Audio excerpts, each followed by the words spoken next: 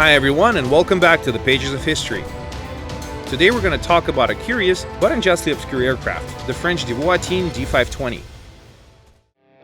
Its history began in 1934 as the D.500 and D.501 fighter aircraft then in service were becoming obsolete and required a more modern replacement.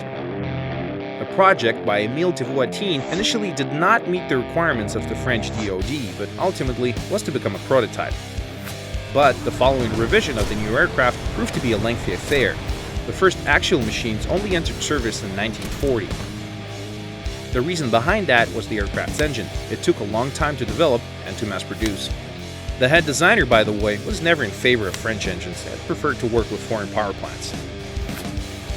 When the Germans invaded, France had just 246 of the D.520s, with only a third of this number being combat ready. Other machines were not properly equipped and armed, while most of the pilots had no time to actually learn to fly a new aircraft, not to mention actually fighting with it. The fighter was too late to enter the war for which it was designed. Overall, the D.520 was a decent machine, but not fantastic. Its climb rate and maximum speed was below most of its enemies, but it was quicker in a turn. Its cannon was not very reliable and had mere 60 rounds of ammunition, which, to be fair, had very good ballistic qualities and allowed it to compete with the German FFs. Ironically, both of these cannons are derivatives of the Swiss Oerlikon FF cannon. But despite the appalling state of the French aviation, you couldn't call Göring's victory an easy one. On April 10th, Germany began its invasion of Belgium and France. Just 3 days later, on April 13th, 1940, the French D.520 met its enemy in the skies.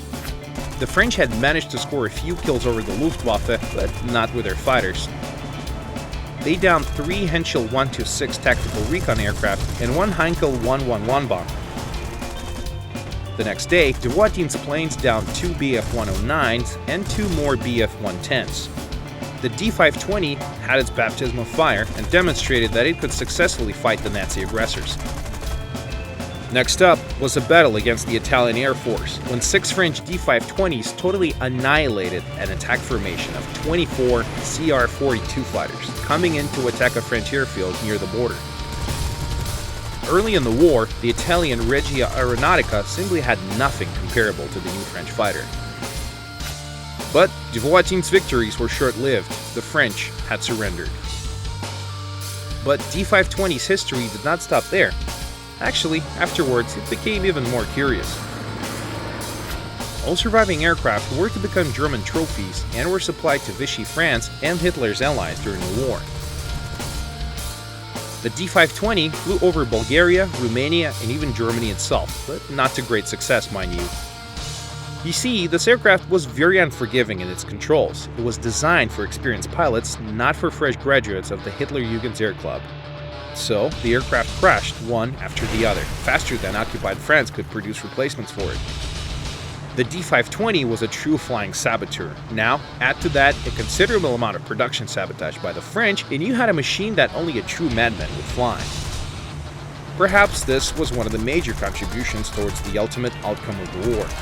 In late 1944, the D.520 was considered obsolete, and it was only used as an auxiliary air defense fighter, a light attack aircraft, and a training machine. That's it for this episode. Thank you for watching War Thunder's Pages of History. See you soon.